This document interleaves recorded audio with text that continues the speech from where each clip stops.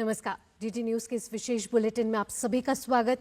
मैं हूं आपके साथ भावना नैयर और मेरे साथ है मेरी सहयोगी मनीषा, जो आप तक सांकेतिक भाषा में खबरें प्रस्तुत करेंगी। शुरुआत करते हैं सुबह की सुर्खियों के साथ।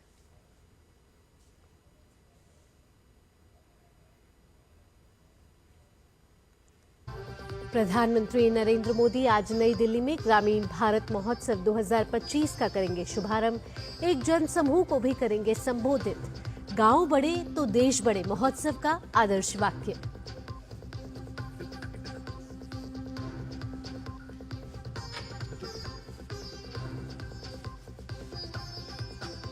कामकाजी महिलाओं को केंद्रीय गृह मंत्री अमित शाह आज देंगे बड़ा उपहार। नई दिल्ली में महिला छात्रावास सुषमा भवन का करेंगे उद्घाटन। पशु चिकित्सा केंद्र राष्ट्र को करेंगे समर्पित।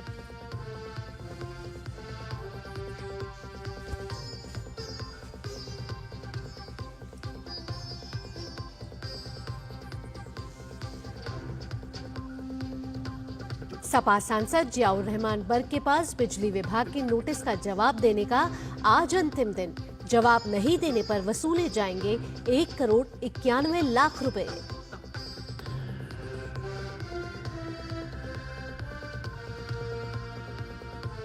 पूरा उत्तर भारत भयंकर ठंड की चपेट में। दिल्ली एनसीआर में घने कोहरे के कारण दृश्यता शून्य। पहाड़ों में अत्यधिक बर्फबारी के साथ वर्षा का अनुमान।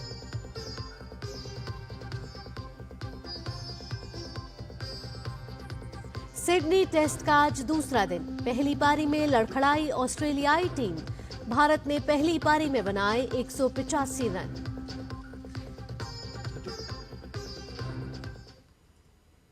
अब खबरें विस्तार से।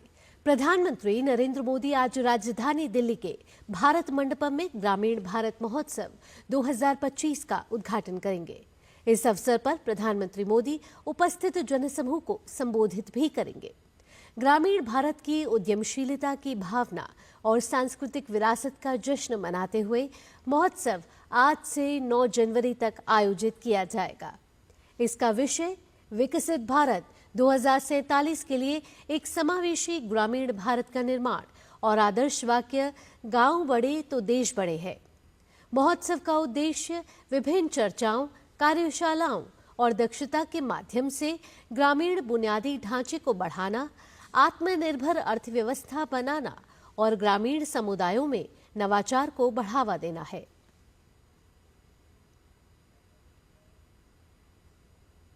केंद्रीय गृह मंत्री अमित शाह आज नई दिल्ली में महिला छात्रावास सुषमा भवन का उद्घाटन करेंगे। इसके साथ ही पशु चिकित्सा केंद्र भी राष्ट्र को समर्पित करेंगे। इस महिला छात्रावास को एनडीएमसी के द्वारा निर्मित किया गया है। यह भवन आधुनिक सुविधाओं और महिलाओं के लिए सुरक्षित आवास की दृष्टि से डिजाइन किया गया है। भवन को पर्यावरण संरक्षण के अनुकूल भी बनाया गया है। इस खास तौर पर कामकाजी महिलाओं के लिए तैयार किया गया है।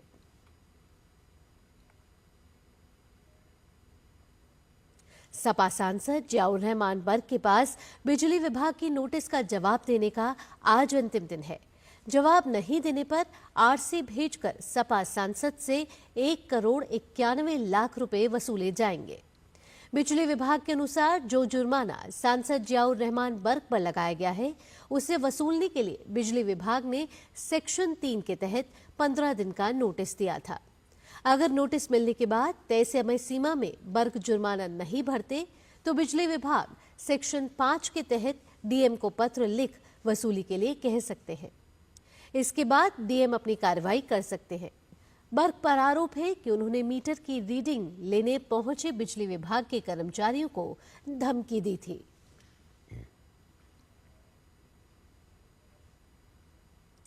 सुप्रीम कोर्ट ने अपने अहम फैसले में साफ किया है कि सीबीआई को राज्यों में तैनात केंद्र के अधिकारियों के खिलाफ मुकदमा दर्ज करने के लिए राज्य सरकारों की अनुमति लेना अनिवार्य नहीं है।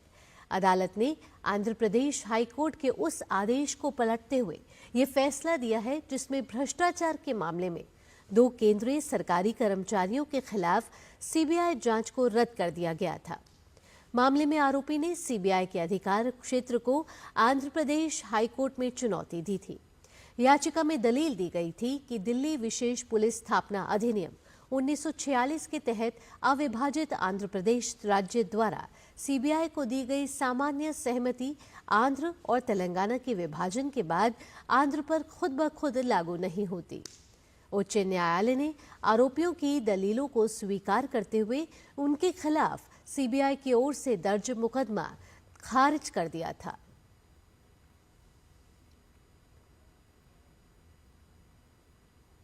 अब बात मौसम की। दिल्ली एनसीआर में एक बार फिर प्रदूषण का स्तर बढ़ गया है। दिल्ली का औसत AQI 370 के आंकड़े को पार कर गया है। इसके मद्देनजर ग्रैप 3 के प्रतिबंधों को फिर से लागू कर दिया गया है।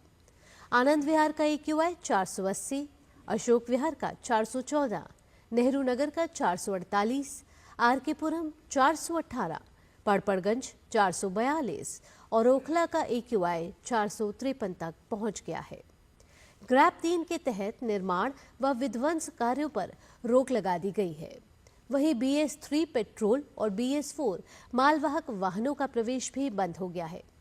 केवल जरूरी सामान लाने वाले वाहनों को ही इसमें छूट दी गई है। साथ ही 5वीं तक की कक्षाएं भी हाइब्रिड मोड में चलेंगी।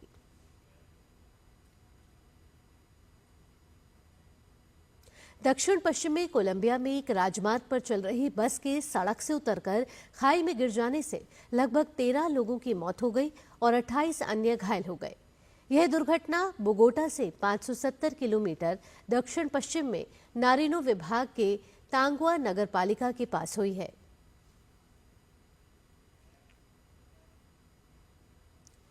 खेल की खबरों में सिडनी में जारी बॉर्डर गावस्कर ट्रॉफी सीरीज के 5वें और आखिरी मुकाबले की पहली पारी में ऑस्ट्रेलियाई टीम मैदान पर है। ताजा समाचार मिलने तक ऑस्ट्रेलिया ने 4 विकेट के नुकसान पर 96 रन बना लिए हैं।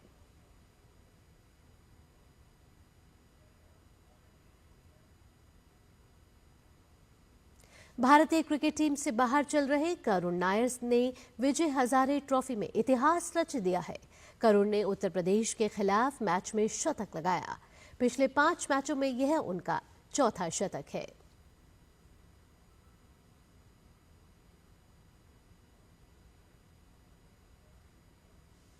पूर्व भारतीय फॉरवर्ड और हॉकी कोच जगबीर सिंह को सीने में जकड़न की शिकायत के बाद अस्पताल में भर्ती कराया गया है। 2 बार के ओलंपियन हॉकी इंडिया लीग के लिए टीम गोनासिका के साथ राउरकेला पहुंचे थे। प्रशिक्षण सत्र के दौरान जगबीर को सांस लेने में तकलीफ महसूस हुई, जिसके बाद उन्हें अस्पताल ले जाया गया, जहां उनकी धमनियों में अवरोध होने का पता चला है। इलाज के दौरान उन्हें दिल का दौरा पड़ा।